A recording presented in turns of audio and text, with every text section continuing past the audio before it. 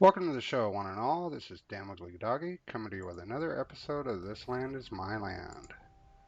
Hoping you all are having a good day, and I've decided to go ahead and show you my feeder campaign, explain what a feeder campaign is, and exactly how you use a feeder campaign in order to become a trader on the in the social market. So, I actually have two feeder campaigns. This one's not as solid as my first one. My first one has full control. This one actually still allows um, cavalry patrol to come through, which right now is something that next time I go into, I'm going to have to deal with. But we're not going to do that today because that'll take us off the subject. So today we're going to go into my oldest campaign, which is 5,746 days old. As you can see down here, I've put 94 days worth of hours, real hours, into this campaign. It has 63 camps, 4,304 warriors, and I have 56% of my land. So let's see what a feeder is. Let's just take a little peek.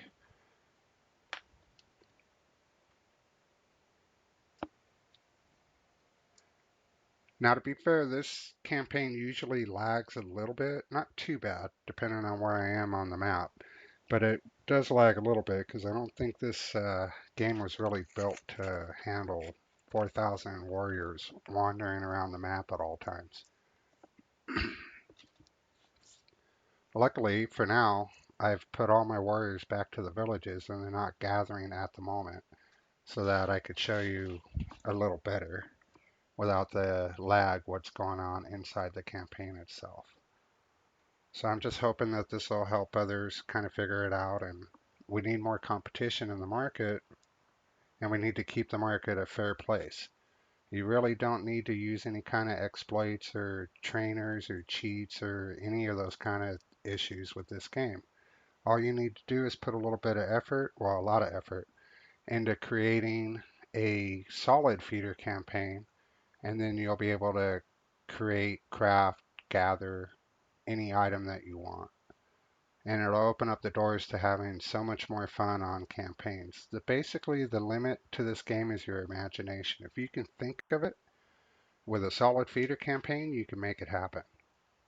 And I've done some really crazy stuff with this game thanks to my feeder. Without this campaign, I wouldn't have been able to do a third of the things that I've done. Alright, let's turn down the game volume a little bit. Hold on one sec. I gotta get to where I can do that. Hopefully that's better. Okay, so this is my feeder campaign. And right now, these little warriors, all these little guys, groups, are on patrol. This is how I have 4,000 warriors, yet I only have 63 villages. Each village is pretty much maxed out at 30, as you can see. And this one's overpopulated. And what I do with an overpopulated village is send them to my core village. So I'm going to take these guys, I'm going to equip them, and I'm going to send them to my very first village. Every once in a while, I go through all of my villages and clean out any loot that they've gained from patrols that have gone by and they've defeated. So if a patrol or a wagon goes by one of these villages and the village beats them, the loot is going to go into that village. So you're going to go through your different villages, and you're going to see every once in a while that they've collected loot. All of these low quality weapons are loot that they've collected. The regular quality weapons are the weapons that I placed in there so that they would have a better chance at defeating the people that come through. All right, so let's go with the basics. How do you get to this point? Basically, without doing any spoilers, you start a campaign, you play through the campaign. I suggest that you don't kill as you go through the campaign. This is going to allow you to increase or gain the most warriors that you can. It's very important that you select the skills that you want to use in the right order because each time you upgrade a skill, the other skills are going to cost you more. There's a really useful, so when you first start a campaign, I suggest that you focus on the things that you need. It depends on your play style. You're going to need some kind of aim. So if you're using bow, you want to get your bow accuracy up. And you don't have to max it, you just want to get it up a little bit. If you're using guns or rifles, do the same with those. Don't do the bow. Don't upgrade skills that you don't use in the beginning of the campaign. You can go back to those skills later. So like if you're not going to use the spear, don't waste your skill points on spears. It's as basic as that. So what I suggest is that you focus on aim, you get some health, you get some health regen or stamina regen, same with the stamina. If you haven't used a name perk that allows you a high weight capacity, then you want to upgrade your weight a little bit. Then you want to go over, and I think a game changer for me has always been concentration. So you go to hunters, you want to get concentration. This way, when you aim whatever weapon you're using, it's going to slow down the time. As you can read here, it uses your stamina, which is why you want a little bit of stamina upgrade, to slow down time. Once it's maxed, you're going to slow it down by 40%. That's pretty awesome. So it makes it a lot easier to hit the targets, and it makes it a lot harder for them to hit you. You also might want to think about increasing your sneak. Those are the two skills in the hunters that I would suggest you do. I wouldn't personally upgrade any of these, and I didn't upgrade any of these until I was completely maxed out on skill points.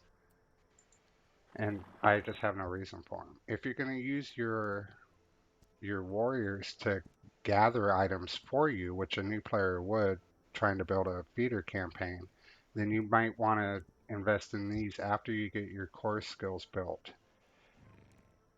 I suggest that when you take out a camp, any camp, you have a village close enough, right? And you go through a region and say there's 3 or 4 camps here. You clear those camps out, then you send the warriors from this village to go and loot that camp.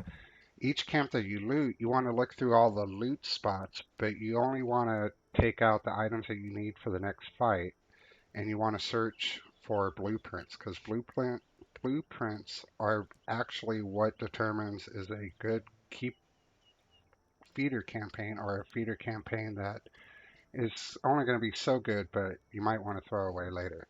If you have all the blueprints that you want in a campaign and it turns into a good feeder campaign, then you have the best of both worlds. So back to the skills. The only one here I would upgrade is the warrior weight capacity. So when you send, say there's only 10 warriors here and they don't have any added weight capacity, they're only going to pick up a few items and then they're going to go back. So you're not going to be able to burn this camp with one shot. But if you have the warriors maxed out weight capacity, those same amount of warriors will go down here, clear out the camp, and then go back to the village. That way you can send them once, have them loot, and they can burn at the same time and go back. Otherwise, you're going to end up sending the warriors to this village 2 or 3 times trying to get all the loot. Okay, but again, you don't want to increase this until you get your core skills increased. As far as scouts go, another great one, excuse me, is detect enemies. This will help when you're attacking a large fort. You want to know where everybody is and you don't want to get surrounded.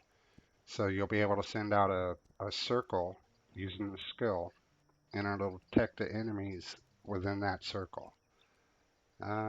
Improved intimidation. If you're going through the campaign and you're not killing because you're trying to increase the amount of warriors that you're going to gain, you're going to want to have improved intimidation. This is going to speed up the amount of time that it takes for you to intimidate a enemy, a knockdown enemy. So you hit an enemy with a stun arrow, and I believe the first time it takes like 11 seconds or something. But if you increase this to max, it's going to only take 2 seconds.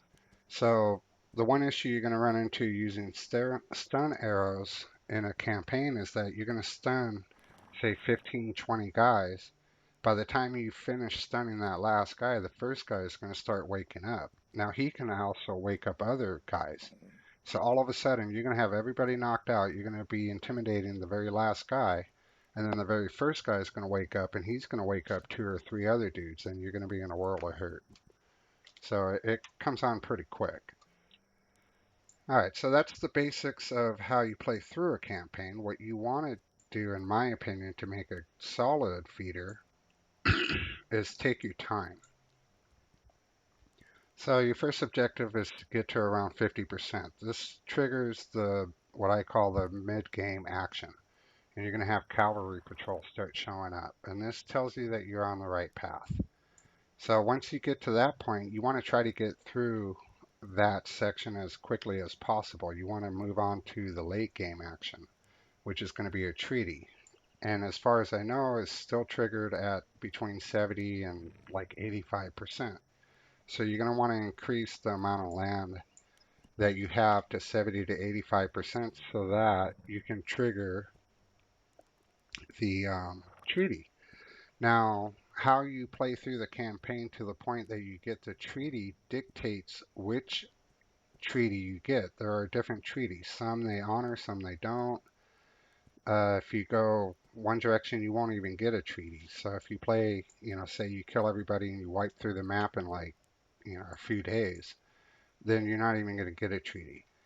As far as I understand, they need to feel like they have a chance to beat you back in order to even try. Does that make sense to you? I hope. So you don't want to wipe them out so fast that they know they don't stand a chance. Because if they know they don't stand a chance, they're probably going to offer you a treaty and then honor it. And then you're going to be stuck with a campaign that's dead, no growth, and every once in a while you're going to have cavalry patrol coming through. So if you have a feeder campaign, you don't want to have the random cavalry come through and wipe out a group of your warriors before you can get them to all go back home. You want to have full control. That's the key to a really solid feeder campaign, is to have full control. Lots of players have campaigns where they have some warriors out gathering, but they have to deal with issues that come up that are out of their control. Either the towns are expanding into the areas that they want to gather in, or they're having the random cavalry patrol coming through and wiping out a whole bunch of your warriors, which means that you're going to do less gathering. So once you reach, if you play through the campaign to the point where you reach the treaty, and I think the best way to do that is to try to start off in the forest and say, this is my first camp, my first village, right? So what I'm going to do is I'm going to clear all the camps that are around this area. Then I'm going to have my warriors go back and start looting those camps and then start burning those camps. Then I'm going to come back here and I'm going to make sure that my back area is clear. Then I'm going to move forward and start working this area. Now I've decided where I want my my enemy to be right from day one. What's my goal? My goal is to have my enemy up in this corner. Your goal might be to have your enemy down in this corner. Whatever your goal is, you want to have that goal set day one. So now I've cleared out this first region, right? And my warriors have cleared out all the camps, and now they have weapons to defend themselves. But now my population is growing. So I want to increase my village. So I'm sending out gatherers. And if I can't do that fast enough because I haven't upgraded their skills to gather the items that they need, then I can go on the market, go into social, open the trading market, type in pelt. And let's say I need a, buffalo pelt or something. Then I can look at all the different offers and see what the best option is for that particular pelt. Now, when you start the game, you're going to have a few trading tokens. So you can use those trading tokens in order to get the items that you need to build up your villages. Once you build up enough villages, you don't really need to come into the market and buy those items anymore. All right? So now you've got a solid core village, right? While as soon as you finish clearing out this region, and you only take the loot that you need for the next fight, you move on to the next region. As you're starting to clear that region out, you're having your warriors from the first region go through and clear out all the camps. You do the same thing in the second region. You establish a village somewhere around the region that you're going to clear out. Then you try to upgrade that village so that as you're clearing out the next region and you're taking the opponents out, you're going to gain more warriors. Each time you clear out a camp, especially if you don't kill, if you stun them and intimidate, you're going to have warriors join you, 3, 4, 5 at a time. Those warriors are going to go to your latest village. So let's say I go and I establish a level 5 village. And then I go and I clear out 3 camps. Well, that's 15 warriors that are going to try to join that village. If it's overpopulated, that village is going to kick all those warriors out, and those warriors are going to leave the campaign. So you've just lost everything that you gained because you didn't upgrade your village. A couple tricks you can use is you can either send them out for a one-time gathering. So you're overpopulated, you got, you know, your village holds 8, but you have 10. You can send 2 of those warriors out to patrol, which will take them out of your village and give them something to do. You can send them to another village that isn't as populated, or you can have them go out and gather a particular item, which will buy you a few minutes until you can upgrade that village to hold the warriors that want to be there. Okay, so you just kind of follow this process. You basically establish a village, clear out the region, move on to the next region, establish a village in that region that you just cleared, use that village to clear out all the camps, and by that time you're done with the next region, you establish a village in that region, rinse and repeat. Just keep doing that until you reach the triggers, which is the 50% or the 70 to 85%. And then once you do that, hopefully you have the people, the enemy, cornered where you want them. You go through the treaty process, you go through the late game action, and then that will allow you to beat them back to the point where you want them to be. And that, if you do correctly, which I'm at 55.7%, I've wiped out all of these guys many times before, but because I don't wipe out this final village or this final town, which is right here, and you can see is active with a town patrol still roaming around. I'm standing over here out of the way, hopefully. This town is still growing. So even though I had them down to 0%, they've managed to reestablish themselves because I let them through. And now they're sending out wagons and gatherers, and they're growing again, which is why you see the red blob up here. Because some of these towns, so you can see like this camp right here is dead. But at some point, that town down there will send people up here to reestablish this camp, which is why I haven't burned these camps. Because they'll reestablish a camp a lot faster than they will make a new camp. I think they still make new camps. If a patrol's been out long enough and it doesn't find anything, it'll just stop and create a camp wherever it stops. But that takes like forever. It's a lot easier to give them someplace to head to. So a patrol will come up here, patrol for a lot less time, and then they'll stick into this village, and this camp will become active again. And then the red blob will grow into this area. So as you can see, I don't want to do that. As you can see, my feeder campaign is anything but dead. The reason it has bosses is because this was an original campaign from many updates ago. And even though there's been updates and I don't get treatments, I can't create or craft treatments, I still get some of the new content from the updates. So I haven't gone through this campaign and taken out the bosses, so the bosses are still here. Okay, let's get back into what a feeder is. A feeder campaign, once you have it established, is a campaign where you basically are able to send out warriors to gather any item that you want.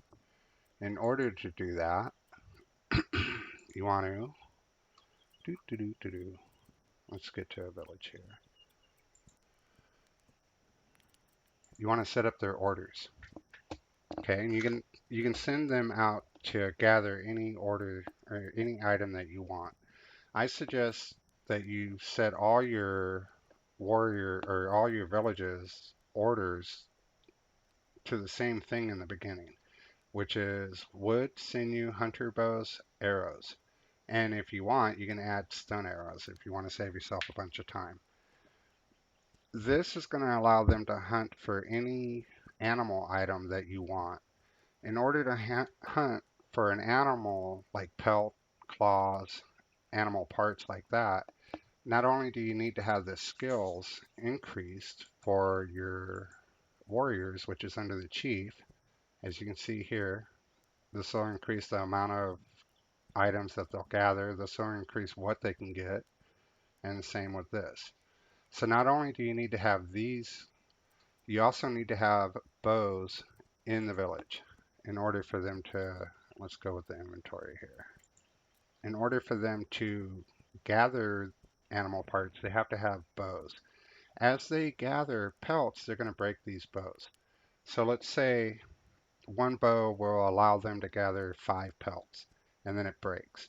They're going to come back to the village looking for another bow. If they don't have that bow, they can't go out and gather another pelt. Now, you don't want to be crafting a bunch of bows for all your villages, so you want them to be able to do it themselves. If you set your order list to these 5 items and wait until they have, say, 50, 75 bows and, a couple hundred arrows, then you're never going to run out. They're always going to create more than they're going to break. In order to start the very first village, because you need a bow in order to hunt for sinew, you're going to need to craft, and this is literally, you need to craft about 20 hunter bows for the very first village, set this order list, and then this village will create all the other bows that you need for any other village. When you send warriors to create the next village, go into this village, take out 30 hunter bows, 300 arrows, or 200 arrows, or even 100 arrows, whatever, and put it into the next village. Get it? So you don't even have to create any more hunter bows. You only have to craft the first, 10, 20, and then you'll get rolling. And you just keep doing that as you go through. So you establish a new village, you have that village go out and gather all the different camp loot points and burn down the camps. Then meanwhile, you have them start to craft these items, gather these items, and craft the bows. And at that point, you can send them out to gather animal parts, which you need in order to upgrade the next village. So it runs in kind of a little cycle. And all you got to do is figure out the rhythm. And once you figure out the rhythm, it's super simple to get through everything. So as you can see here, right now I was focusing on, even though I can't make treatments in this campaign, I can take the items from this campaign into a next campaign with the injury system activated, and then I can have them, or then I can use these items that they gathered for me to craft those treatments. Each time you craft an item, you get skill points. And as you can see up here, since I've maxed out all my skills, my skill points have added up, and I can't use these on anything, so they're just going to keep going up and up. So where are we at? We've taken out all the camps, we've gone through the campaign, and we've beat the treaty, we pushed them back, we got them under control, and under control means at this point in a campaign, there's not much else that's going on. I have choices here. I can wipe all these guys out, get to 100%, but if I do that, that's going to re-trigger the cavalry patrol. If I get my percentage up too high, say even 60, 70%, I'm going to start having cavalry patrol come through and they're going to wipe out some of my warriors. That's not full control. What I've managed to do, and I've done this with a few campaigns, so I know it can be done more than once, is I've pushed them up to this corner. I've allowed this one town to stay active, even though, like even today's episode, I'm going to go through here because I'm still looking for one blueprint that I want, which is the high quality thunder optics. So I'm going to come in here with you guys today. I'm going to wipe out this town, but I'm not going to burn it. And within a few in-game days, the all this red will go away, right? But in a few in-game days, they're going to send settlers to reoccupy this town. And once this town gets reoccupied, then they'll start to grow again. I can go through here, and I did yesterday, and go into these, which is why some of these camps are dead, because I'm still looking for blueprints. Whenever I get bored on this campaign, I just start going through these camps, I wipe them out, and then I look for the loot. Another neat trick, which is something I can show you here. Now, so you're going to get all these warriors, right? You're going to play this campaign for a few thousand days, and you're going to have all these guys join you. And what do you do with these guys? Well, you send them out on patrol. You see this list over here. Everybody over here is on patrol.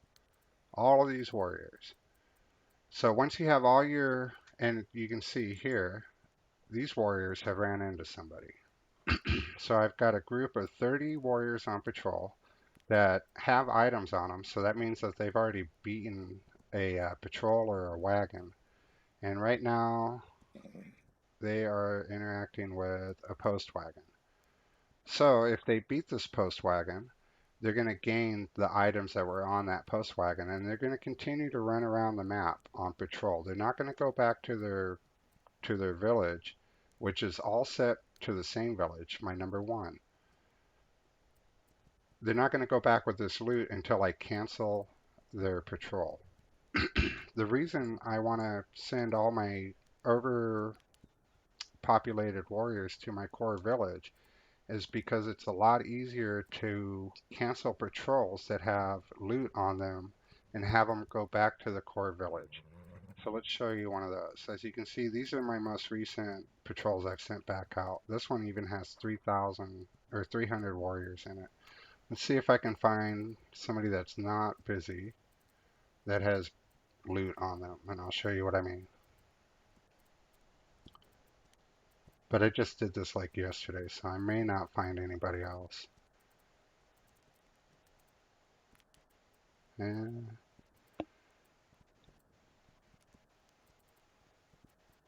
yeah, I cleared them all out. So let's go to that guy then. Where is he? He's not fighting anymore. What happened there? I guess the patrol or the wagon. Looks like the wagon made it by him. Okay, so I've got this patrol that I sent out, and they've already beaten somebody, so they have this loot. So what I want to do is cancel this patrol. And now this patrol is going to go back to my core village.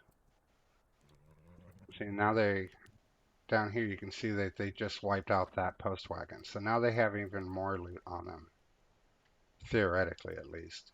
Unfortunately, the game is kind of glitched in the point that they don't actually accumulate more and more loot. Once they have loot on them, it seems like they only keep that loot, which is why you want to clear out your patrols every once in a while. So if a clean patrol, like this guy had, oh, oh, this guy took it. I don't know, one of these guys took it. Let's send these guys home too. So this is 60 warriors that are going to head back to my core village. All right, that's him. Now they're headed back, and they're going to go up all these roads to my number one village, which means that this village is going to be overpopulated. Right now it has 25. Obviously I can't sustain, well I can, because a trick with the overpopulated village, and I'm going to show you everything in this campaign, in this village. The trick with an overpopulated village, if you don't want to send them on patrol or have them gathering, is to have meat inside this village, so that each warrior that's over the population limit eats 5 meat per day as long as it's available, and they'll stay. Once they go through that meat, they're going to leave. So it buys you a little bit of time if you have your warriors, and that's another like mid-game thing that you want to do is add meat to your order set. so that you can not have to deal instantly with overpopulations. So if you have meat in every village, if you have these 4, 5 orders in every village and then you add meat, you're not going to have to worry about being overpopulated. You can, kind of keep doing what you're doing.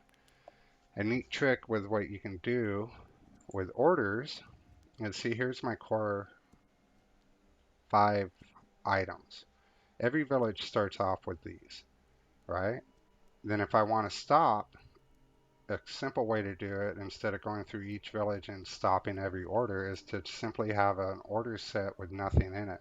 So now I can just go down my list of villages, because dealing with 63 villages is quite time consuming. So now I can go through each village and stop all the orders. Now let's say I want to trade. These are the particular items that I want to use to trade.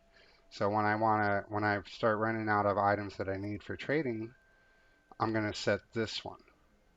These are just needs. This is for whatever particular reason I needed these. These are the medicines. So these are the items, the new list that I made in order to gather the items for treatments. I went into an injury system campaign and looked at the items that I needed in order to make the treatments. And then I had my boys in this campaign start gathering said items, right? So that's your basic order list.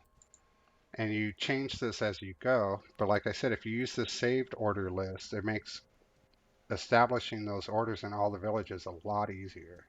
So let's say I've had them. I'm trying to trade on the market.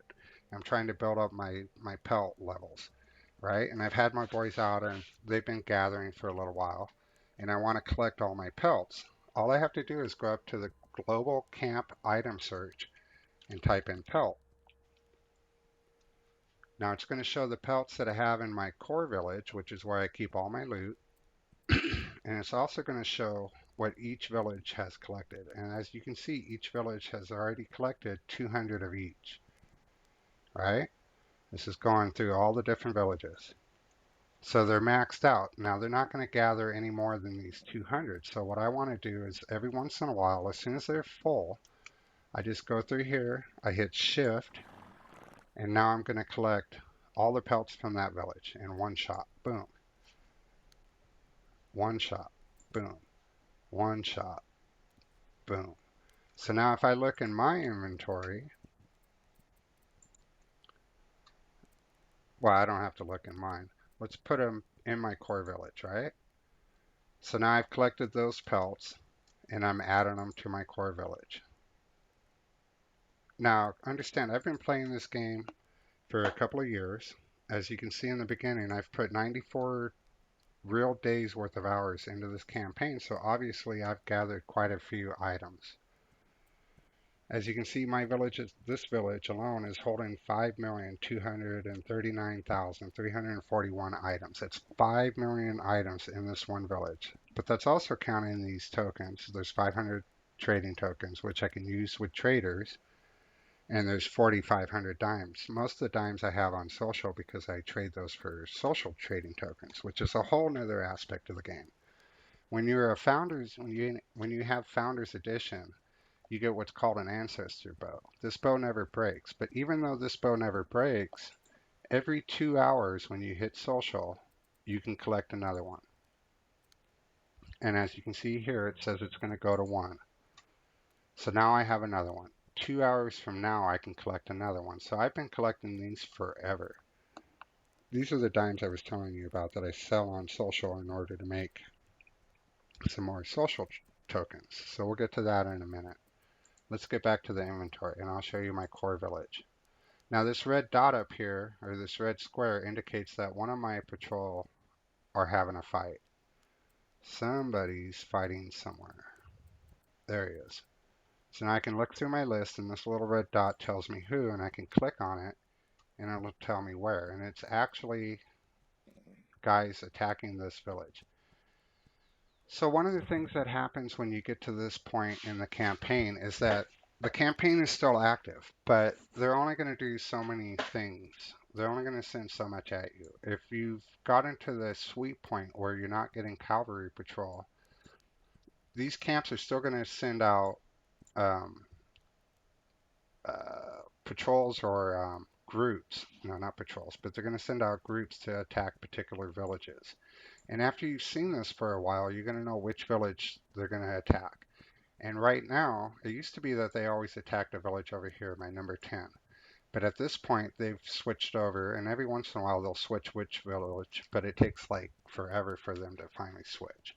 So for now, they attack 63, and every once in a while they come down and try to attack 30. They've also hit 53 pretty hard too before. But right now, their main ones are 63 and 30. As you can see here, I make sure I have plenty of patrol headed down the path that they would need to get to any village except for 63. The only village I can't send patrols out further than is the 63 because I don't have a village up here. If I were to place a village up here, then I could use patrols to come up this road and protect. But I don't want to push that far into the amount of land that I've let them have. So I have to sacrifice, and I have this one village. Now, this one village has pretty good weapons in it, so they can hold their own. I put a couple scopes, some high quals, and I actually need to clean it out. I usually take out all the guns I don't want them to use every once in a while so that they only use the weapons that I want them to. Okay, I hope that all makes sense to you. So I am waiting for those patrols to come back to this village, and I can show you what I do when that happens. All right, where are we at? So we've got the basic feeder campaign. I've explained how you gather the pelts. So if I sit here all day, it takes my villages a few real hours to gather 200 pelts each. While they're doing that, I come through here and I play my game and I do whatever it is I feel like doing in this campaign to kind of kill time. Once they've maxed out the amount of pelts they can gather, then I go through and type in pelt. And I clean out all the different villages, put all those pelts into my core village, and let's go through what I have in my core village. So I have all the guns, blueprints that I want, except for the one, like I said, which is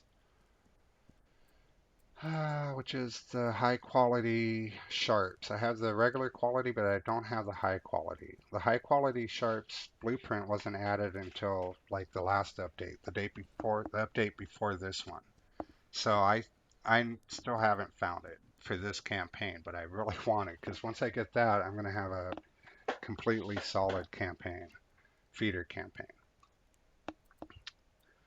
And as you can see, each gun needs different parts. This is why you want to save loot because you never really know what you're going to need that loot for.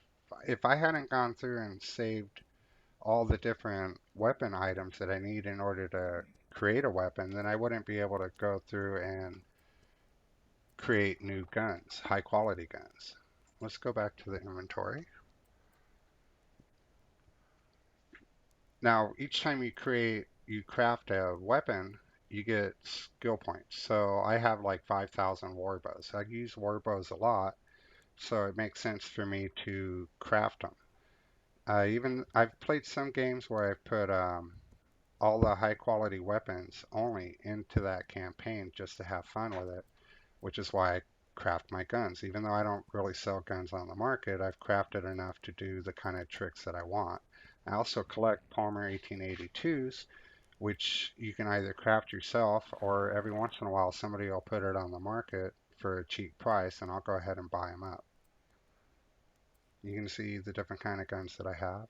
A lot of these I've bought because they're really hard to find, but when somebody sells them stupid cheap, I go ahead and buy them. So that's why I have 500. Same with these. Starting to build up my collection. These are rarely sold, so I don't have that many, but I'll get there. Anybody that sells these for like 1,000, I'm going to buy them up all day long. So, and I've got my collection of high quals are built in a little bit. I've got a nice collection of the 42s. Shit ton of handguns, which I never use. I don't even give those to warriors. But one of these days, I'm going to be a gun trader. So I'm going to be able to sell these. And I can show you the different kind of things. Like most of this I've crafted myself for the skill points in different campaigns. And then even though I craft these items in a different campaign for the skill points, I always bring them back to this campaign to hold. So that's why you see 134, whoa, how do you get 134,000 medium arrows? Because I've crafted them in other campaigns to get skill points. Wait till you see my big spike traps. And I've actually got more loot in other villages as far as like ammo and stuff. And recently somebody stupid has put a whole bunch of ammo up for sale, so I went ahead and bought a bunch because I like 60 cals. You never know when you're going to need them. I got these at like a stupid low price, but is what it is. Let's see. Where are the big spike traps? I have like 30,000 big spike traps. Same with the keys. People wonder, oh, how does he have so many keys? Because I've bought them on the market when they were ridiculously cheap, and then I either use them or I put them back on the market later at a reasonable price. So I've crafted all that. But you can see all the stuff that you gather after playing for a while. These you can only buy on the market. You can't gather or craft these, and you can't put them back in the market. But I kind of like their perks, so I've gone ahead and bought a bunch of them. Those are really useful. I'm finding those really useful in the injury system. So another thing I like to add to my villages in case they get attacked are different kinds of heals. So these gave pretty good skill points, so I went ahead and crafted a bunch of them. And I usually, even with patrols, I used to, not so much anymore. But as you can see here, I used to send patrols out with the heals. I don't do that so much anymore because it just takes too much time. But that's why I crafted so many of those, was for the skill points and so that I could send them out with the heals. I've got a ton of these. They don't sell very well on the market. Otherwise, I would throw them on the market, but people rarely buy them. So I can show you just all the different kinds of stuff that I've collected. That's another neat little trick is that when you send out patrols, my gun part collection is actually getting kind of low. So if anybody wants to sell me gun parts for like 10 tokens each, I'll scoop them up. If you want to make a little bit of social token, I will scoop them up all day. Here you can see that I've had my villages gathering meat for quite a while, and all the animal parts. I've had more. I've had more than 200,000 in each village at one time, which is why I'm not even having them gather pelts anymore. Because I mean, there's a limit to how many you could possibly do anything with. But these are all the little miscellaneous. I have no idea if these are ever going to be needed, but if they are, these are just the miscellaneous items from camps and stuff like books. I figure they're in the game for a reason, and at some point they're going to be needed. Like when they introduced war paints, one of them used to call for dice, but nobody had dice because nobody ever collected them. I had dice, so I made a killing on the market selling them. They took that part away, but I collect everything that I find, and I just keep it because it's not hurting anything. So I'm taking you through my core collection of items. I don't know. Someday TNT is going to be fun, and since I've bought 500 of them, I'm going to be able to do whatever I want. My wood.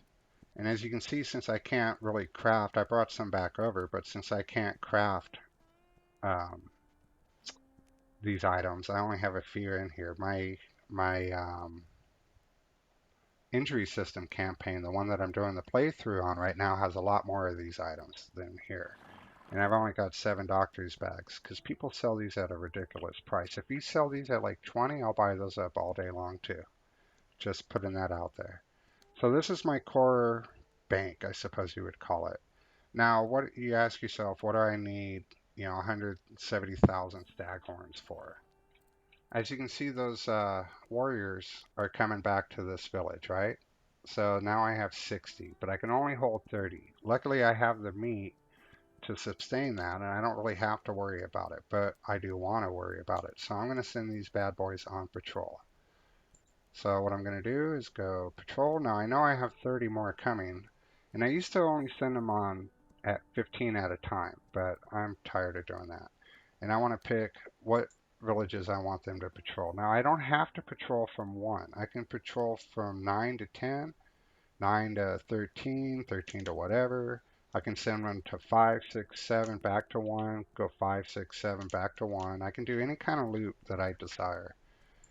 Since I know that 63 is being attacked right now, I'm going to send them to 63.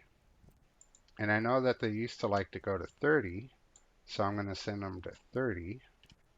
And they're going to patrol between 63 and 30. That's going to be their little area of patrol. Now I've got 59 warriors, and I want to equip them with something.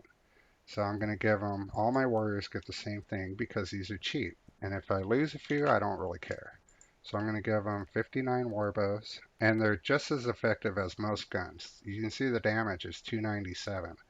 Really good damage. And the warriors handle them really well. So I'm going to give them that, and I give them 10 arrows per heavy arrows, which is why I need so many heavy arrows and warbows. No, let's try that again. Let's not go overkill. And now these boys are set. Another trick is you don't have to send them, but you see my population is up to 80 here. You don't have to send them on horses. If you send them on foot, they will gain their own horses over time. So you can see these guys are on foot. These guys have 60 horses. They have 60 horses. These guys already have 300. Now I only sent these guys out like yesterday, and they've already gathered all the horses that they need. If I send them back to the village, which actually should be, I have 84 horses in this village because they came back with villages and I sent them out without horses. So yeah, yeah. So now I'm only over by 1. Even though I sent every warrior out, the next patrol came back and now I have full population again. But I don't even want to be over by 1 because why waste the meat? So I'm going to send out another patrol. And actually where I want to send them. I'm going to decide where I want to send them first. Come on, get back on the map. So I know 63 is getting attacked, right? Every once in a while. And I don't want them to be, I don't want my patrol to be wandering around while they're being attacked. So I'm going to send them, which you can see I already have a bunch, but I'm going to send another set from 63. See, I like 63 to 53 because it covers this whole road, as you can see. Because they used to attack this one. So they would come down this road, work their way up, and they would get attacked by any of my patrol. Same with 53. If they're going to send out an attack to 53, they're going to follow the road and try to come over close to 53. So I'm going to send from 61 to 63. Okay? And you see this goes by pretty quick once you get the hang of it. So let's send out a patrol. And I don't have any more patrol coming home, so I'm just going to send out 16, 15. And I'm going to send them from 61. Oh, now my list is all mixed up, which happens once in a while. Okay, there's 63. Let's see if I can find 61 easily.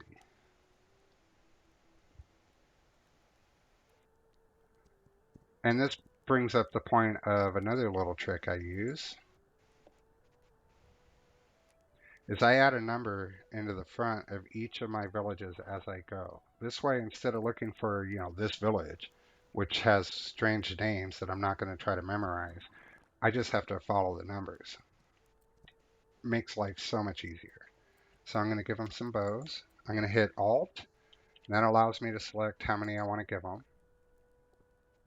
So I'm giving them 15 bows. And then I like to give 10 arrows again.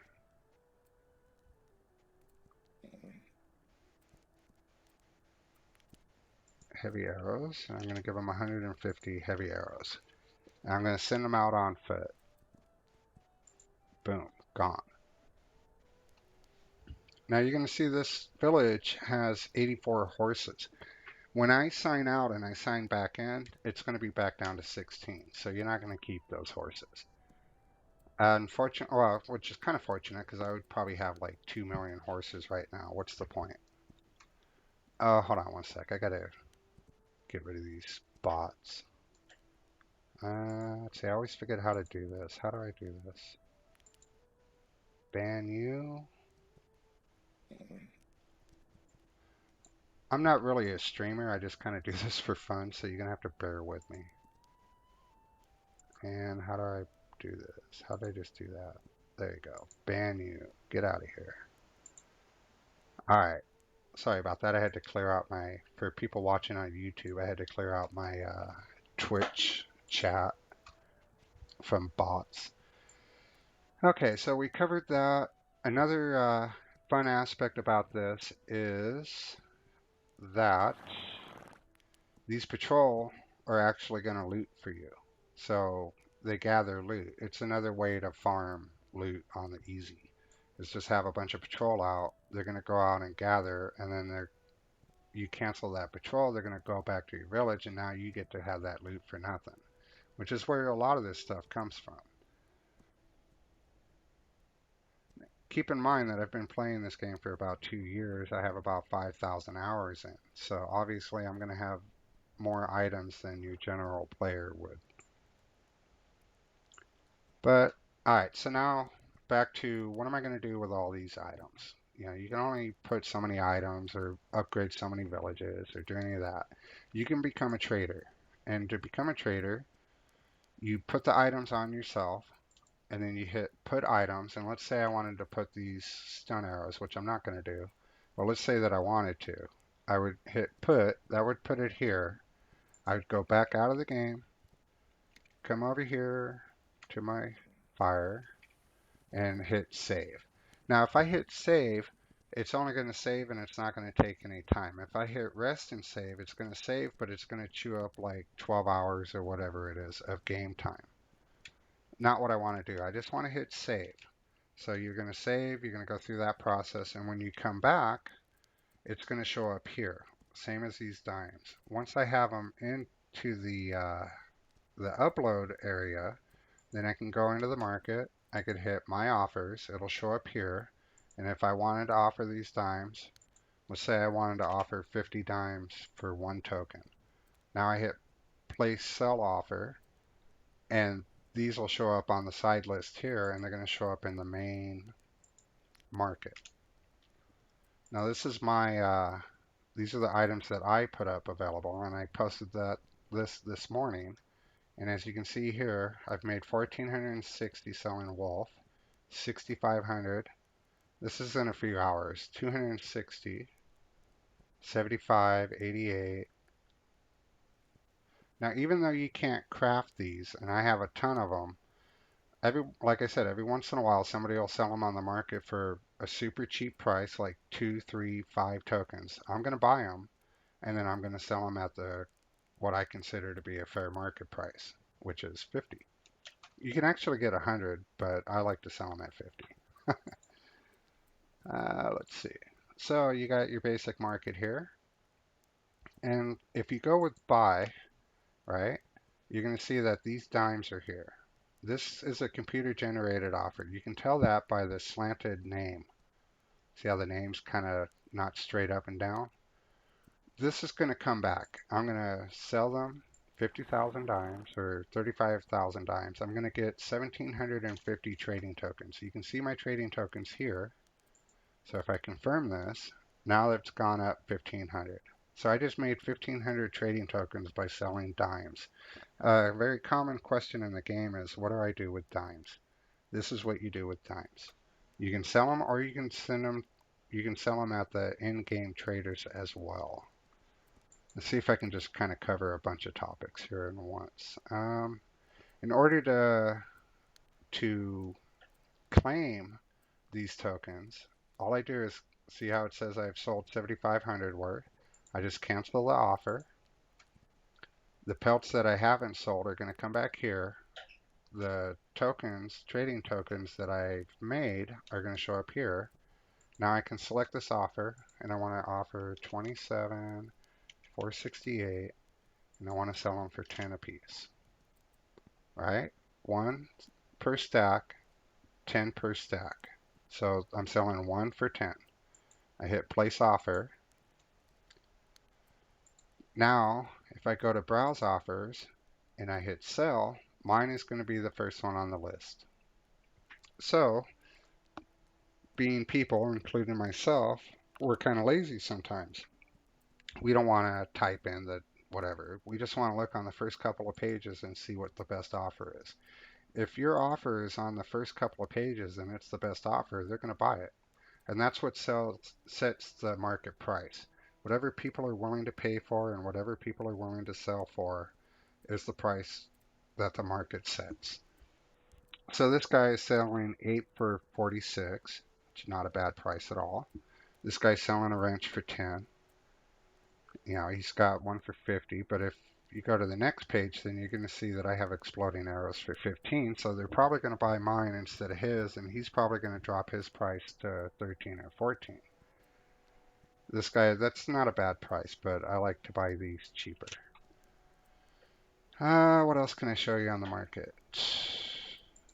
Well, that's pretty much the basics of the market. You just rinse and repeat every day. You sell, and find a price that sells, and then you set that price and you go forward until you got whatever you want. Another neat trick is to hold, because you can see this only, although they don't weigh much, but once you have a lot of trading tokens, which you never want to take social trading tokens out of the social because you can't put them back in. Once they're out, they're out. That's why I have 500,000 in my main campaign. It's because I took some out because I used to do a lot of trading with the trader, right? So I have it says I have 17,000. But if I had a lot, it would weigh a lot more. You can only upload so much weight. The more you sell and the more you make, the more weight your weight is increased. It used to be before this last update that it was based on what you put into the market. So the more items you put into the market, the more this weight would go up. But now it's set to how much you make in the market. So my number is slowly going up, but it should be a lot higher than it is. So I'm at 5,000. You're probably going to start off with like, I want to say it's like 150 or something pounds, but I'm at 5,000 because I do a lot of sales on the market. And this will just keep going up, and theoretically, there's no limit. So you could have 20, 30,000 weight theoretically, but it only goes up zero point 0.5 every 500, I think it is, 500 tokens that you make or 500 tokens that you spend. Your weight limit will go up zero point 0.5. All right, so I've got a ton of tokens, right? And the way you keep your social tokens in the market without having it affect your weight. See, now that I put all my tokens back over here, I'm holding 198 weight. That's not something I want to do. The way you store your tokens is you create a buy offer. You choose an item that you don't think people are going to want to sell you for a token.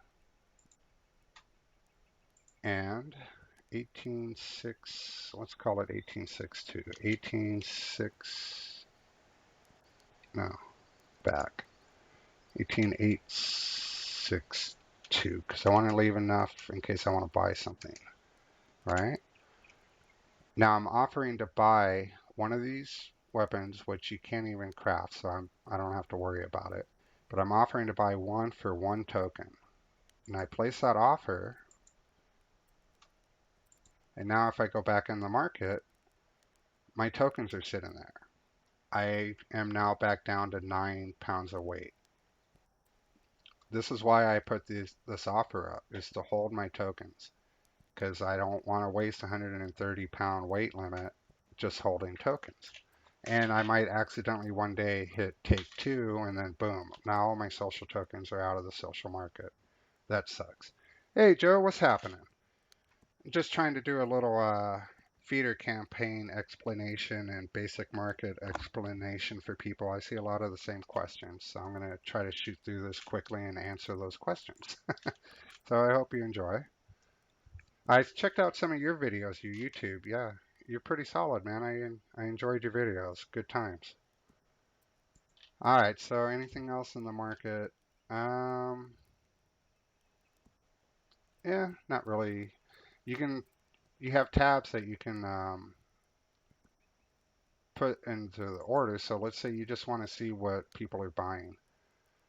Now I can also set the price. So the lowest price, right? This guy's paying, he wants 100 pelt for one token. He's going to give you one token for 100 pelt. These are usually not very good offers. Let's see. You can do the same thing with buying. Now people are selling, people are selling 15,000 tokens for 1,000.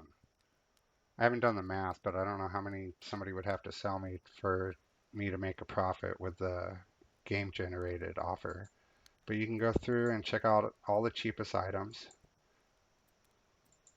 And that's kind of a new thing too, is when somebody is sold out, instead of the offer just going away, it'll say sold. So that's kind of cool. But yeah, I can just go through here and look for different offers. And this is kind of what I do when I get bored, is I'll put them at the lowest prices and then I'll see what people are offering. Now, if a gun comes up at, say, one token, let's see if I can find a cheap gun. There you go. Let's say this is a gun that I want, and they're selling it for two, and I know that's a really good price. I'm just going to come in and I'm going to buy it. Same thing with medicine or um, toxin arrows or explosive arrows, any of that kind of stuff. I'm just going to go through and buy it. And that's how, one of the reasons that you want to have a good amount of social tokens is that you can go through and snap up these deals when they become available, because they don't usually last very long, because there's always somebody like me that's going to come in and buy them up as soon as I can. All right, so we've covered the market.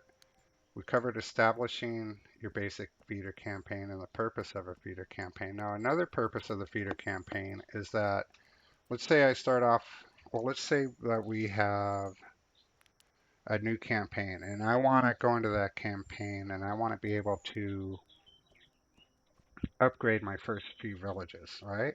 So I'm going to come in here, I'm going to type in the name of the items that I'm going to need to upgrade those villages, and I'm going to, let's just take these. All right, so let's say I take all these pelts and I want to put them into the next campaign. Then I go to social, I hit the mail. Sorry about this letter, I'm having issues with some trolls trying to keep the market clean. But a simple way to do this, you know what? I should have done that before. I'm just going to get rid of that. Sorry about that. So a simple way to send items to yourself so you don't mess up the name either is you just hit to me, right? And you just put a name. I would put like, village upgrade items. Hit attach. Place the items that you want to attach into that letter. Place into the letter, right? And then you hit send. You'll get this cutaway screen. You can also do this to send items to other players as well. Like say you want to trade with your buddy, hey man, I'll give you, 10,000 pelts for that high quality gun. This is how you would do it. And you can do that through private messages in the chat. You can set up like these little side deals. Now in your chat down here, your game chat, it's going to tell you that you received a mail. So let's say I go into my next campaign and I want to pull these items out. I hit the letter, I hit accept. It's going to show what's in the letter. It's going to show which village. Now let's say it was village number 6 that I wanted to send those to. So I'm going to hit 6. That way it doesn't go to 1 and then I have to go to 1's inventory, find them, and put them in 6. I can put them directly where I want them. And then I'm going to hit take. And now it's accepting those letters. Now those items are going to be in my number 6 village. Again, that's why I number my villages as I go. So instead of saying they're going to be in blah, blah, blah village and I got to figure out where that is or memorize it, I can just look on my list and boom, there's 6. And boom, wherever they are. There's the pelts. Simple as that. For me, everything is about streamlining, making it quicker, making it um, more effective, but at the same point, keeping it fun. That the key to the longevity of your game is to have a good imagination and to keep things fun. Don't get into the same routine. Don't get, oh, I kill and I'm just going to kill through the campaign and then I'm going to start another campaign and I'm going to kill through that. I'm going to start another one and I'm going to kill through that. At some point, you're just going to get bored. I mean, who wants to do the same exact thing every time? So even if you get to the point where you can create a feeder campaign, you want to mix things up on the next one. You want to, let's say, arm everybody with high quality weapons for a campaign. That was a lot of fun. That's something that I did. You want to try to gather as many warriors as you can in a campaign. That was a really fun campaign. I created 5,000 warriors in one campaign in like 300 days, game days. It was ridiculous. That's actually on my list. I still have that campaign, even though I've taken everything out and I'm ready to delete it. I haven't yet, just in case I come up with another idea of something I can do in that campaign. So to keep the game alive for yourself, just stay creative. Don't do the same thing over and over again. Now I've gone through and I've done stun campaigns for a long time where I haven't killed. I've never done a campaign where I've gone through and just killed everybody. So I'm actually thinking about my next campaign is going to be a kill campaign. And I'm just going to go through and kill everybody. Now this is an old campaign as well, so I can't actually use the injury system, which means I can't create the treatments. As you can see here, none of these say treatments. So I don't even have that option. I can't find the blueprints for treatments. I can't do any of that. I can't unlock them or anything. Even now, I've still only unlocked the items that I use. I mean, I can, what do I care, right? So now I've learned that, and it cost me how many ever skill points I needed. But yeah, these add up over time. As you can see, I've got all the best ones. And I've got the gun parts to make these. And at some point, I'll get bored in this campaign. And while my boys are gathering, I'm going to grab the parts that I need to make this gun and I'll make some more. And if I look at my core village, which is why I keep everything in my core village, because I want to know what I have when I want to know I have it. So let's say I want to make a gun, right? And it takes a particular part. I want to be able to go to one village and see how many parts I have for that gun. That way I'll know how many I can create.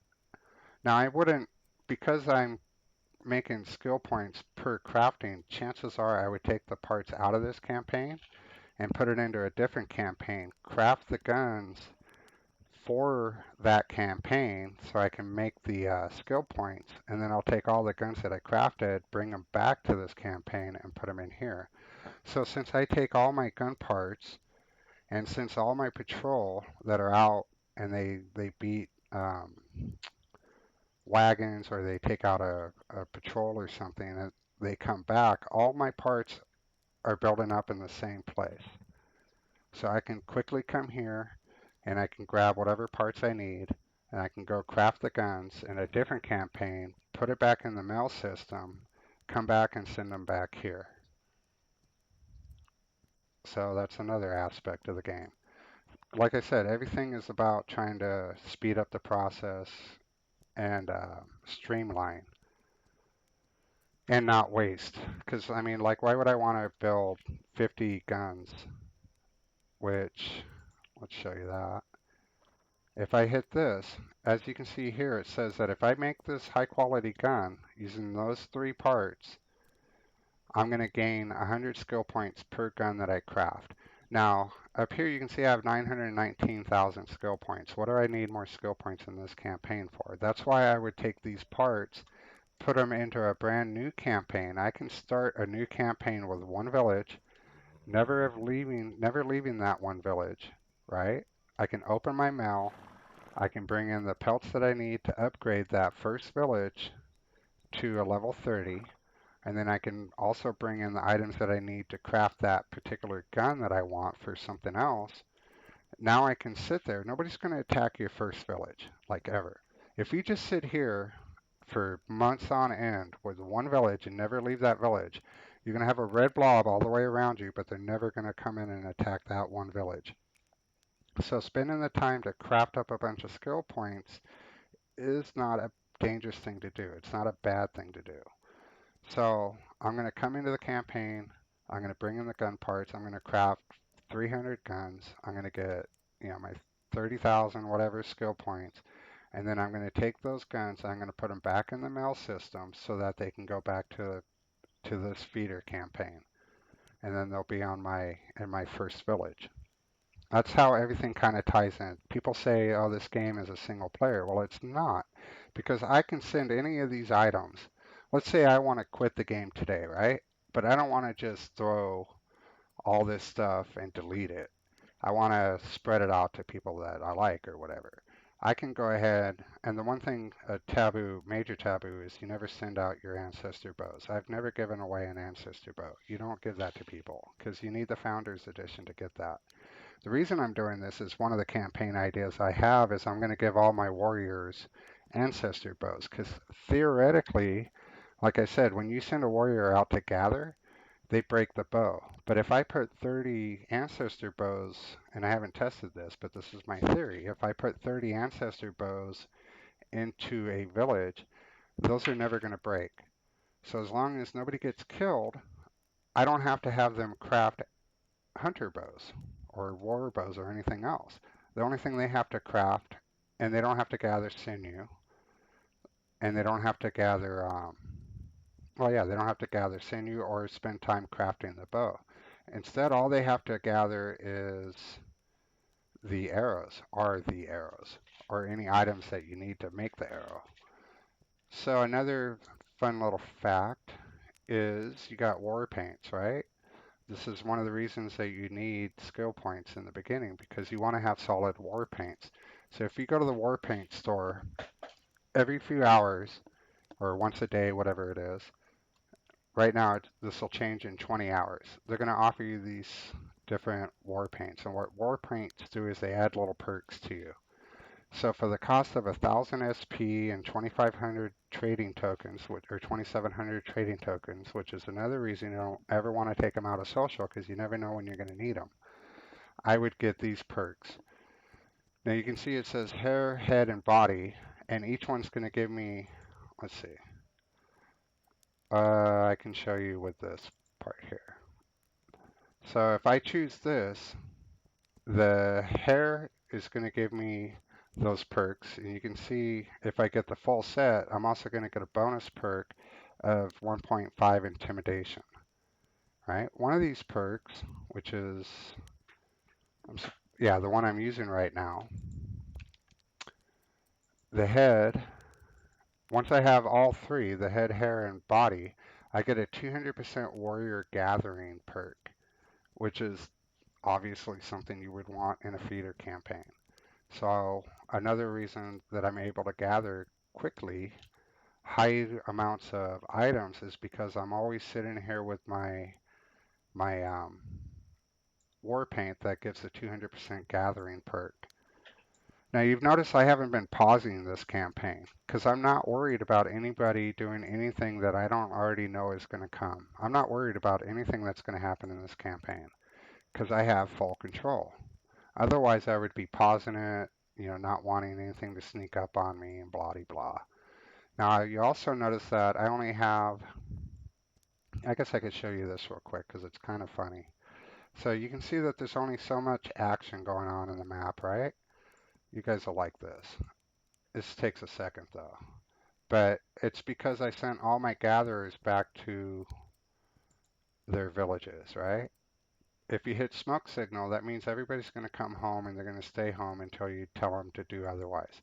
But once I cancel this, Watch the little yellow dots. Watch how many, you see how many there are now, right? And you can see this list is coming up. Now they're telling me that my gatherers are headed out, right? And like I said, I have 63 villages, so anything I choose to do with the villages takes a second, but this will be worth it. Hang in there with me. I get a kick out of this every time I do it.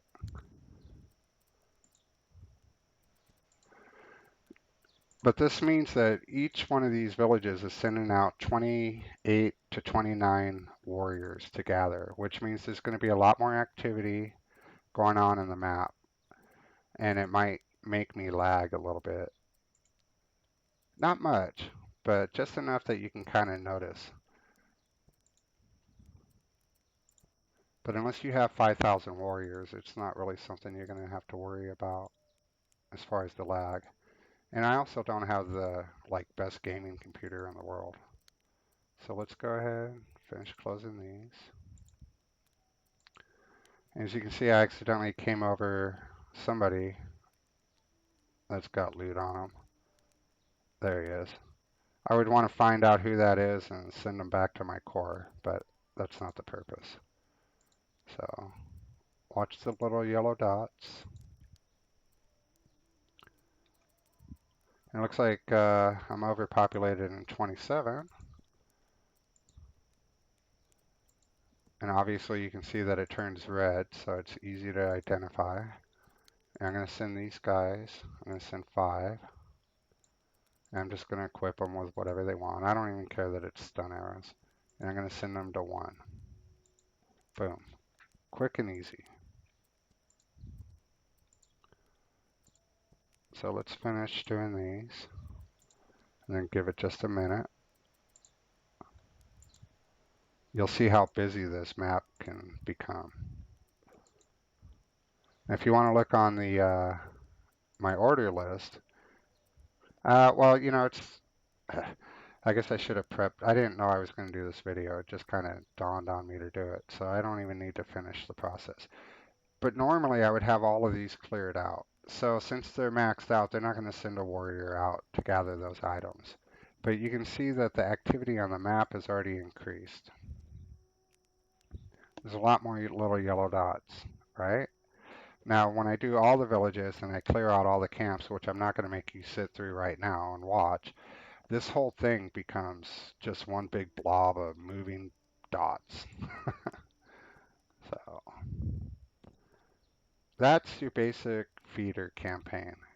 And this is the reason I'm able to spend so many hours in here is because it's not a dead campaign.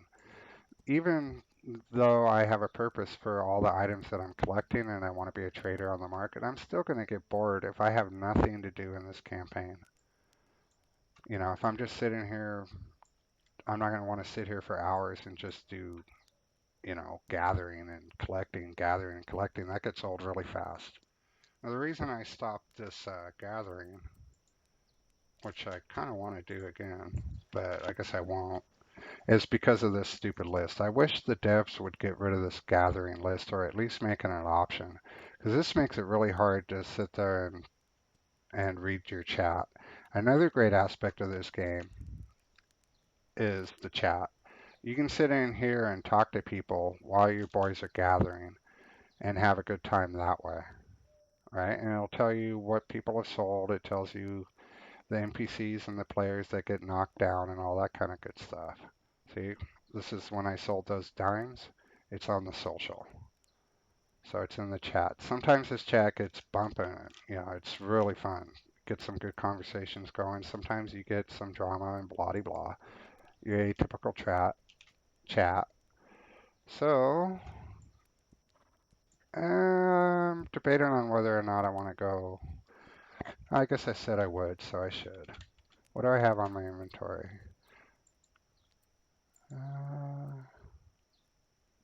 Okay, I've got everything I need.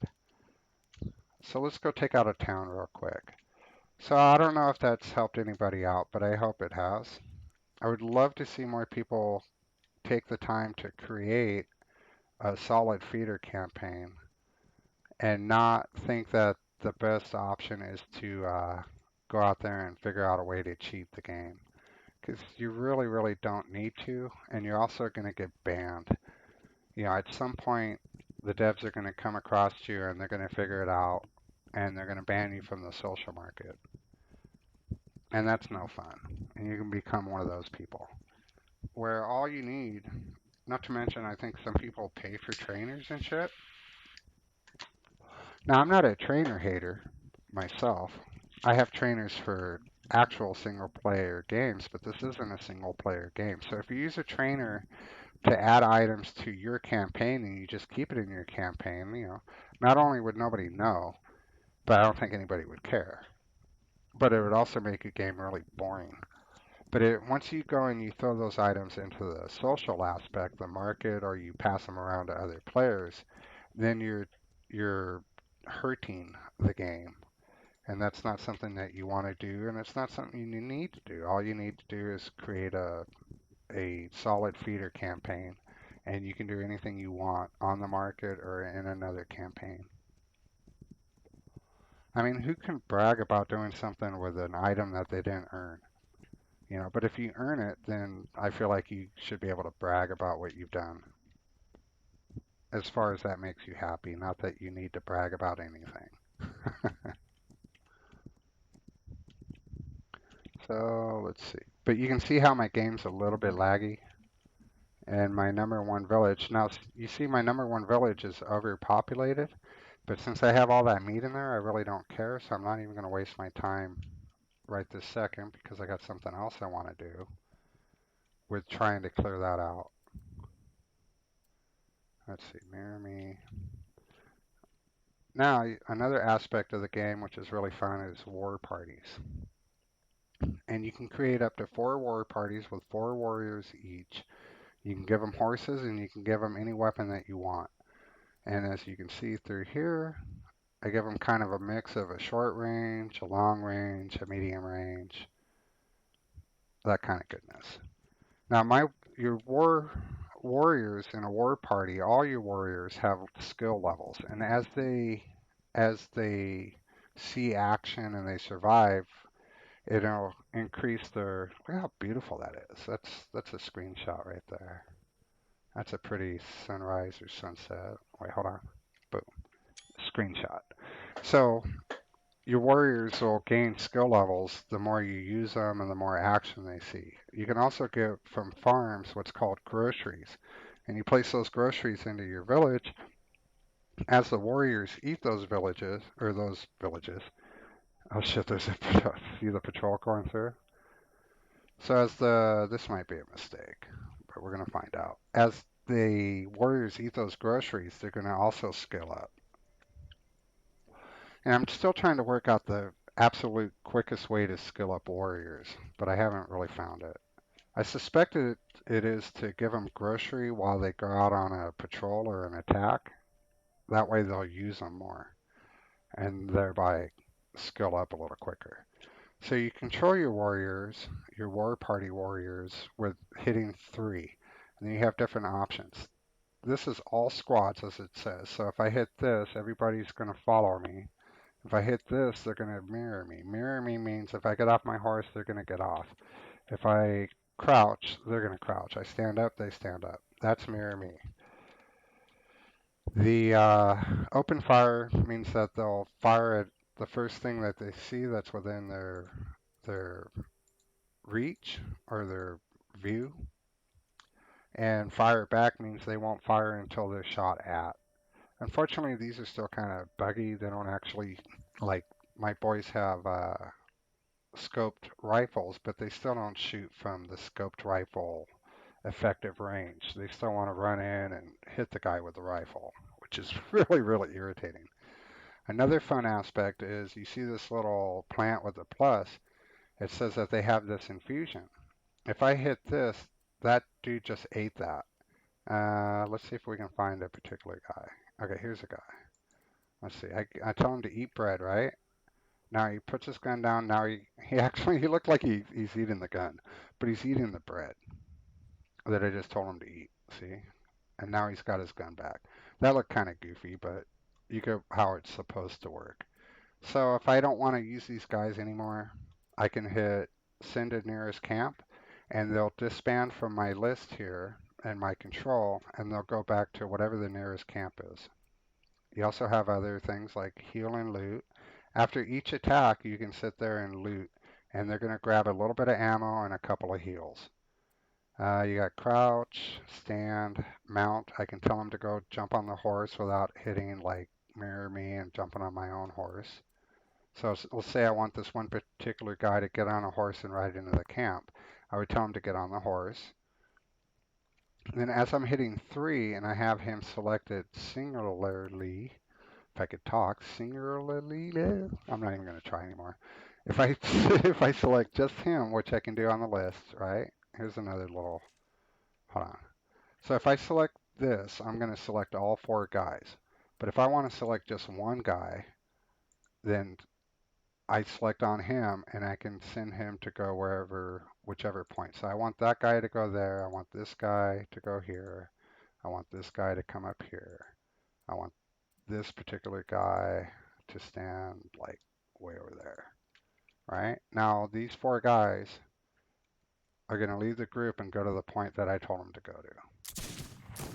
Now somebody came within range of one of my scoped, and since I have level 7, they actually shot somebody.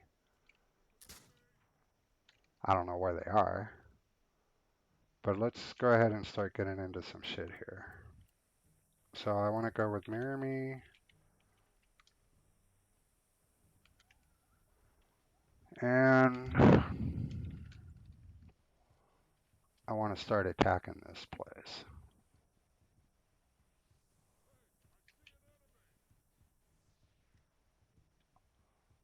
So I'm going to wait for my boys to kind of line up. You can see the patrols over there.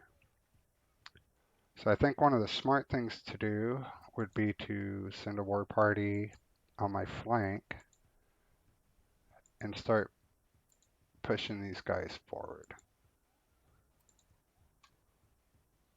Now I stand a good chance at losing a warrior doing this, but if I keep track of where they're at, I can always go back and pick up the gun in case I do. They still have a lot of work to do on the war parties. But I'm stubborn. I still use them, even though I know they don't work. Let's move them there. Let's put these dudes a little closer. I can actually have my warriors. Now you see if I hold over the enemy, it puts that little red symbol up there. And that means that they're going to go after that particular guy. See? And he's dead. So if they're not killing somebody that you want dead quick enough, you can tell them who directly to kill. And now that they've killed that guy, they're going to be kind of like free range. They're going to do whatever they feel is necessary. So I want to establish my boys in a little better position here. Now I've got my flank protected, and anybody that comes charging out of this town should theoretically get shot. As you can see, is kind of happening over in this corner. My boys are spotting dudes. Now another awesome aspect of the war parties is if they get shot, this is their health. This is going to go down. I can force them to eat items. Like this guy, he lost a little bit of health. I can force him to eat, and this health will go up. Where is this guy? Where is the guy? I don't know where this dude is. But you see his health went back to 660, so he gained that health back. Theoretically, they're supposed to do that on their own, but they don't always. So let's go ahead and start getting to work here. Oh, my boy shot him. Let's see. Am I on? Yeah, I'm on concentration. Concentration is just an awesome skill. All right, so I've made it up to here, right? I still want to protect my flank because I don't know what's going to come. So I'm going to put one dude there, I'm gonna bring up a guy here. I don't actually take him into the town so much because they're all carrying scoped rifles. So I don't want them in close combat, close range combat. Let's try something like that. But I'm gonna start going through and taking guys out myself. You can hear something's going on. Now, if I get overwhelmed in this camp, this fort, where the hell is this guy? I can run out, and if these guys are stupid enough to chase me, they're gonna get shot.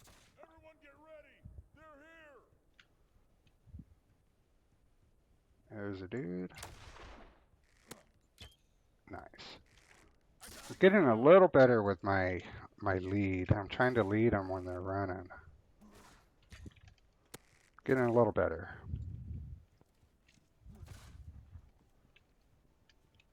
Sounds like the patrol's coming in. That might be what my boys are shooting at. Now, I'm not killing these guys, I'm just stunning them. So that means I gotta go through and intimidate them and pick them up before they wake up. Since they are only stunned, they will wake up. And they can wake each other up. So this guy I just walked over is only stunned, but he's not going to be a threat for me for a minute. So I can just go through. Now I just got shot. Come on. When I hold my aim, it's slowing down time. That's the concentration skill. Oh, don't shoot me, you punk. Alright, so I've been shot a few times. I want to eat something to increase my health back up before I get knocked down. Which unfortunately took longer than I wanted to, and I didn't actually knock this idiot out. Oh, okay. Okay. Now, see, my health is a little low, so I'm going to hide. I'm not going to panic, and I'm going to eat something to bring my health back up. Boom. Which takes a few seconds. Boom. And I'm going to grab this dude's items. I'm going to intimidate him, which is why you want to increase your intimidation rate, because you'll see how quickly this guy gets taken care of. Oh, get off me. Alright, so I want to hide. I want to build back up my health. Look at that stun arrow. That's a big ass stun arrow, dude. Alright. And you can tell anybody that's trying to go out that front gate to flank me is getting shot by my guys. So you can actually implement quite a few strategies. If you're like a real war gamer, you like strategies, and war parties allow you to do. See my war party guy out there? Technically, he should shoot this guy for me, but my boys are still idiots, even though they're level 7. They're still idiots. Oh, don't do it. Now, I was going to hit my heel. I was going to eat something, but I saw that coming, so I stopped in the middle. Oh, get over yourself, you bastard. You are not. Damn it, you're not. No, fuck you. You're not going to knock me down in my own video. Fucking. Ah! Get me out of here. Ah, no way. I'm not getting knocked down in my video. It's not going to happen. So I'm going to hide. No, damn it. Guys, they're here. And see, he's going to run out and he'll probably get killed.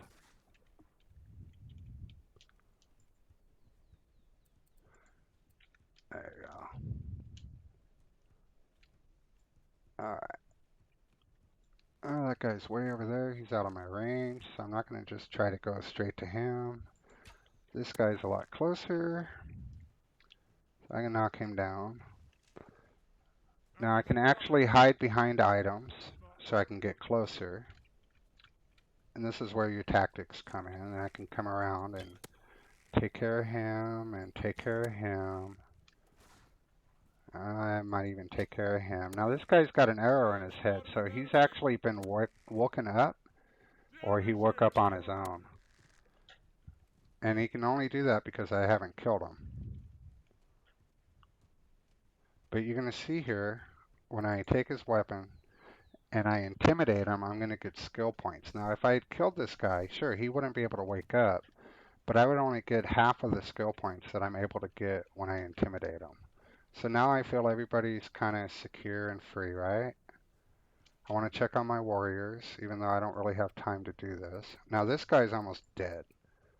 This is why you check on these guys, right? He got shot up pretty hard. So I want to start making him eat stuff. Now he's at 78, right? We'll come back in a second. We'll check him out. But I'm making him eat. So I'm done with that guy. And now he's at 113. I'm going to make him eat some more. And at some point he'll do that on his own. But like I said, my guys are dumb as rocks. So I got to tell him when to breathe. Breathe in, breathe out, buddy. Breathe in, breathe out. Blink, blink. Morons. Someday they're going to get these war parties on point. This is really going to be a lot of fun. So I'm going to run over here. Now, I don't think there's too many guys left, so I'm not actually going to crouch anymore. He's dead. Okay, so I don't know which guys are dead, which guys I need to wake up, right? So I'm going to want to hit E. I'm going to want to go to my skills. These are all my skills that I've unlocked, and I'm going to want to go to Detect Enemy. To activate the skill that you selected, you push G. And with Detect Enemy, you see that little circle that's headed away from me? That's my Detect Enemy circle. So anybody in that circle, including guys that I've intimidated, will show up with a little red triangle on their head. And that circle will just keep growing and growing.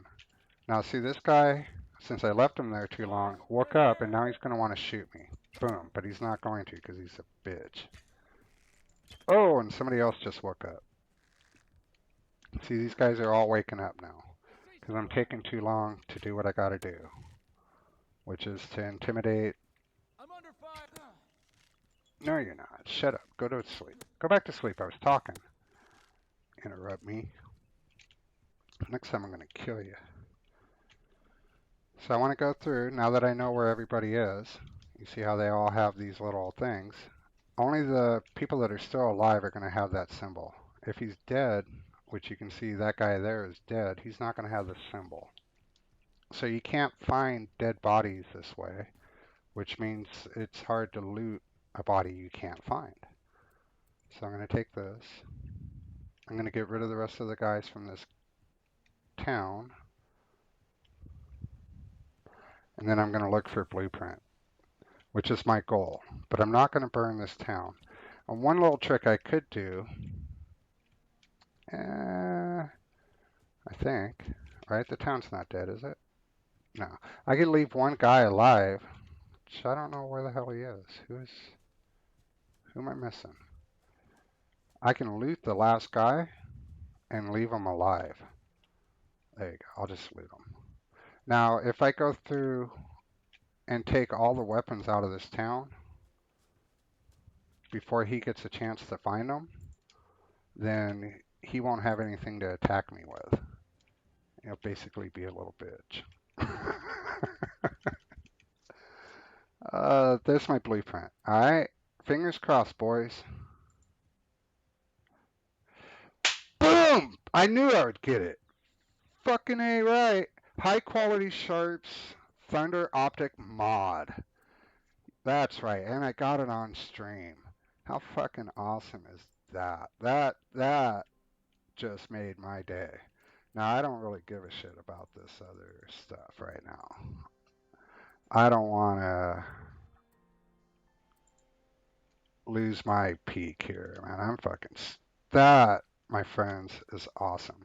All right, so this dude that was at like 60 health, right, is at 500 and whatever now. Now you see that his max health is at 940. That's because the things that I had him eat had a perk that added to his max health. So this is for a limited time, but for a limited time, his max health is going to be at 540. I'm still going to have him eat because he's only, or at 940, because he's only at 530. So I'm still going to have him eat, but meat, I don't think um, gives you that. That. Oh, you see that guy's awake now, right? And he's got his rifle. But I'm pretty much done. I could send these guys in to loot, but I don't want to do that because I'm happy with what I've gained. So instead, I'm going to go with Mirror Me, and hopefully they don't kill him. Let's go with, hold on, let's stop this. Let's go fire back, fire back, fire back, fire back, follow me. I want these idiots to get away. Come on, boys. Don't kill anybody. Come on.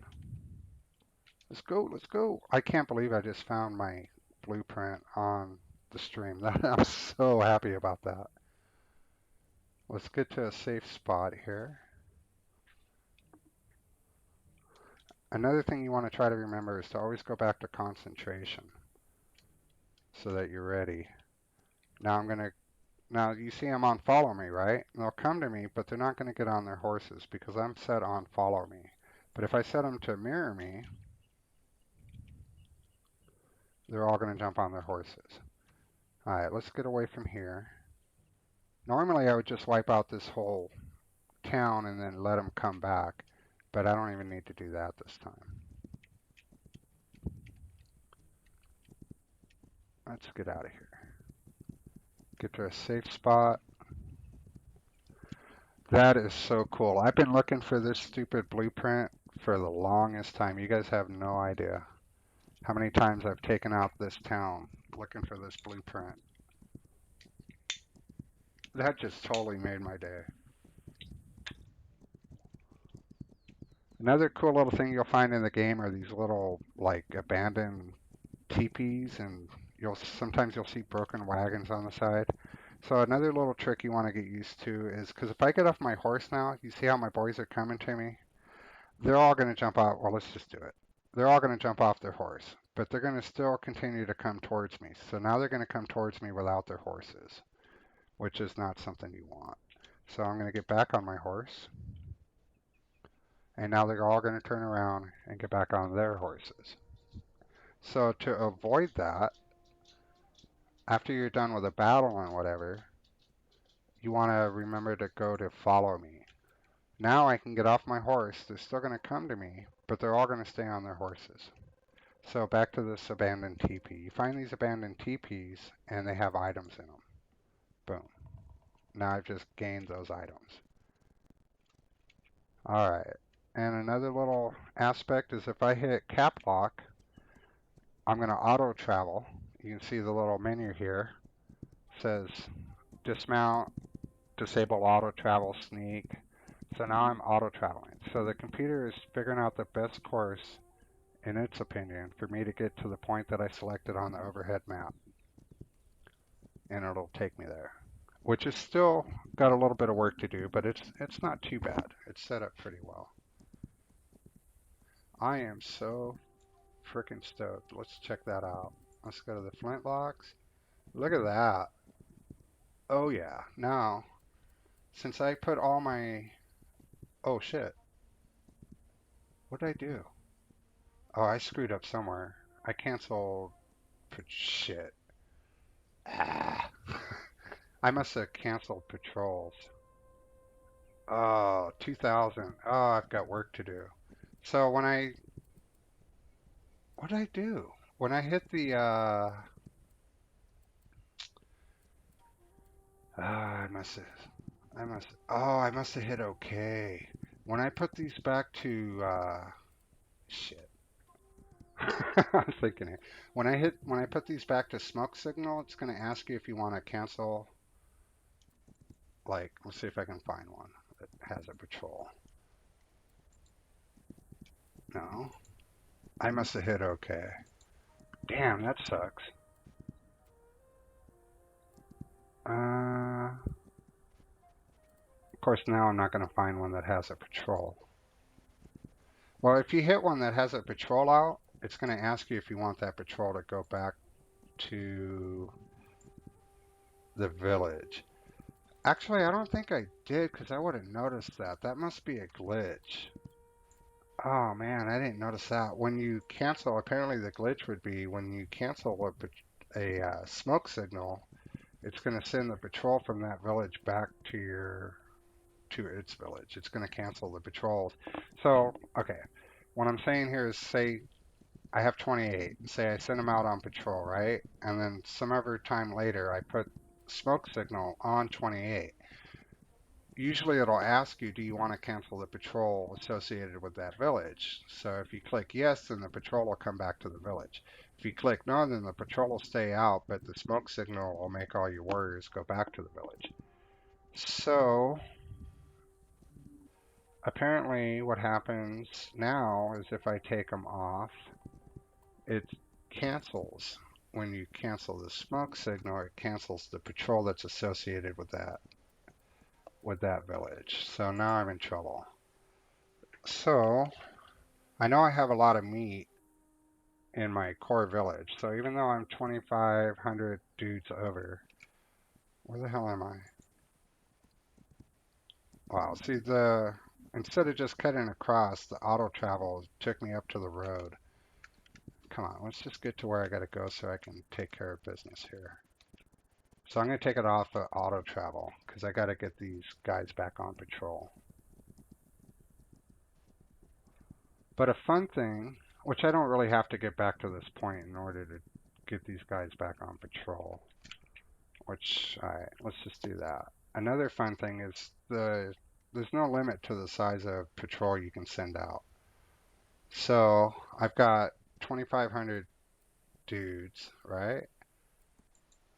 I want to send them on patrol, but I'm not going to make you guys sit through here and watch me do this like 50 warriors at a time. So what I'm going to do is you can set up to 1,000 or 999. Let's give them 999.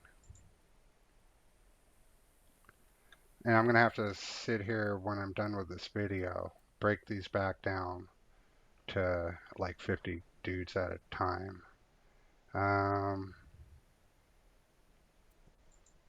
let's give them 1,000. All right. I'm going to send him these guys from 1 to 2.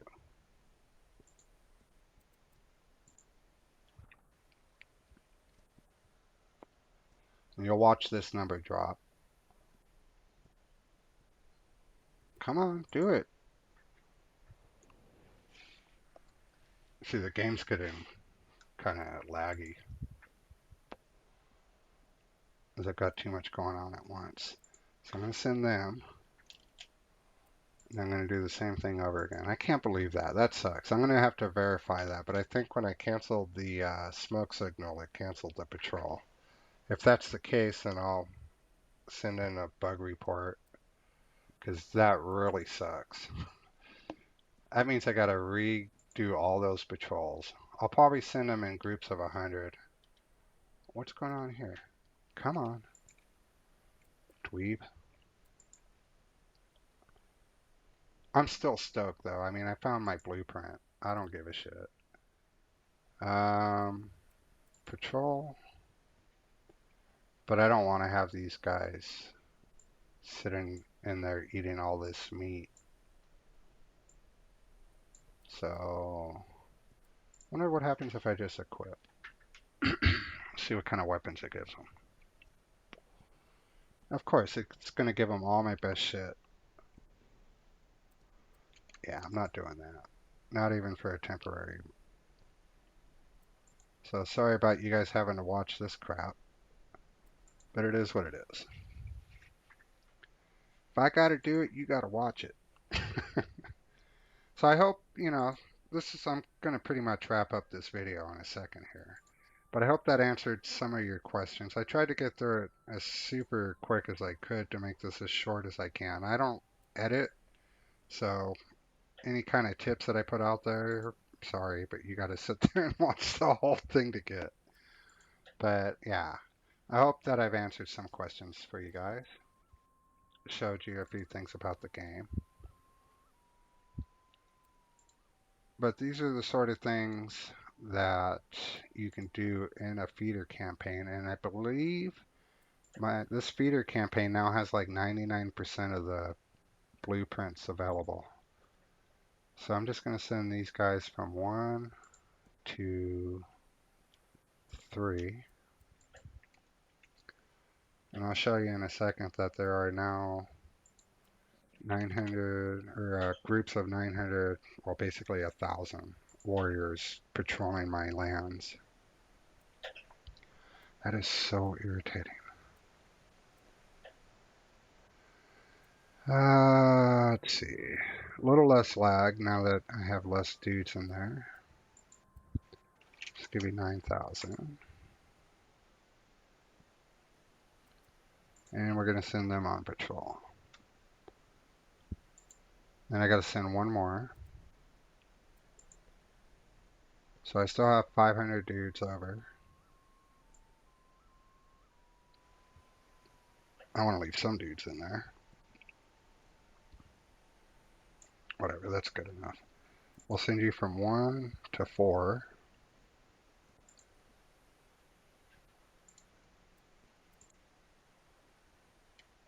I'm going to give you the 502. So I hit Alt so I can give them exactly how many weapons I want. And I'm going to give Alt, give 25, 5,200.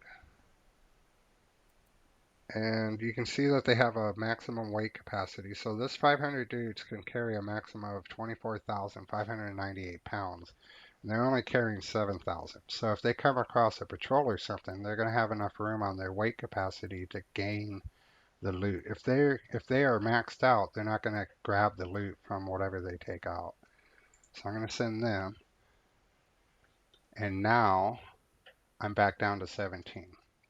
If I go on my list, which I'm going to do after this video, I'll come back in here.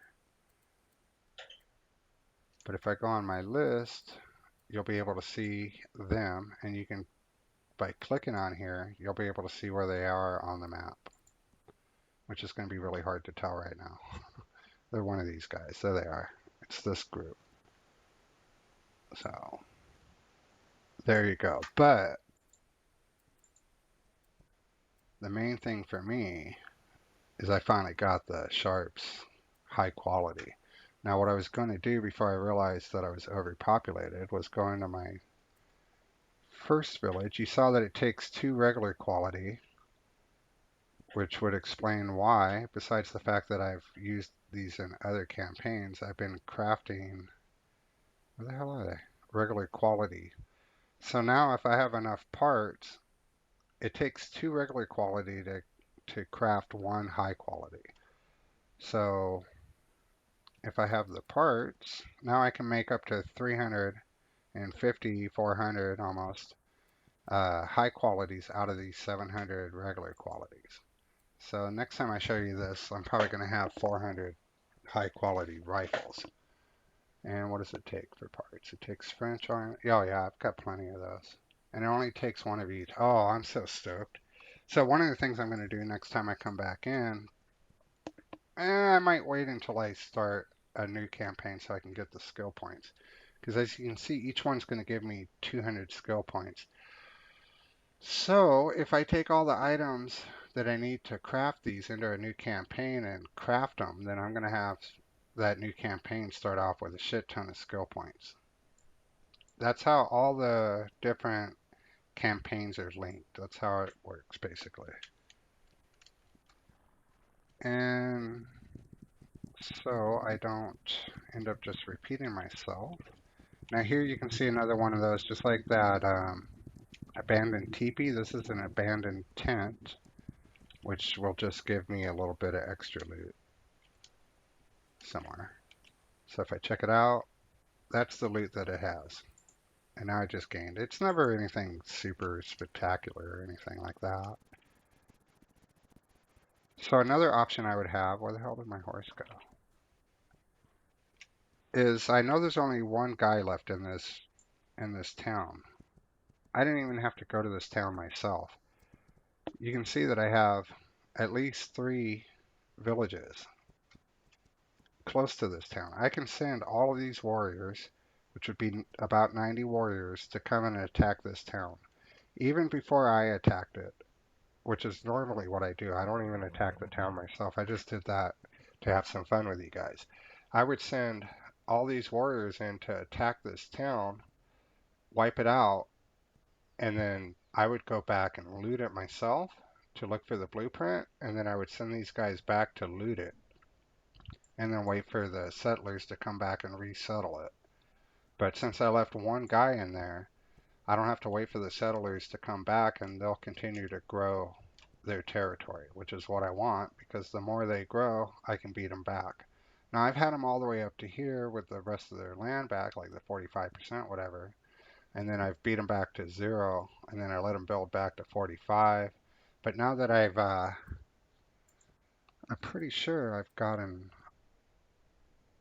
all the blueprints. No, I still don't have the high quality. So I still have something to hunt for. I still don't have this one in high quality.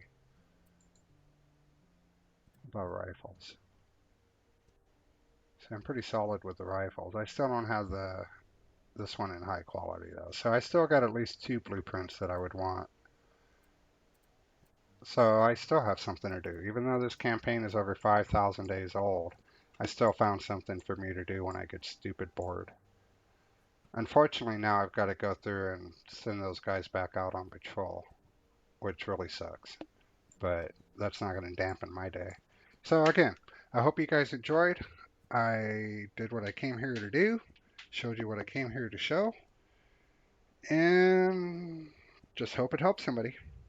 Thank you very, very much for checking it out, and I will catch you on the next one. Take care.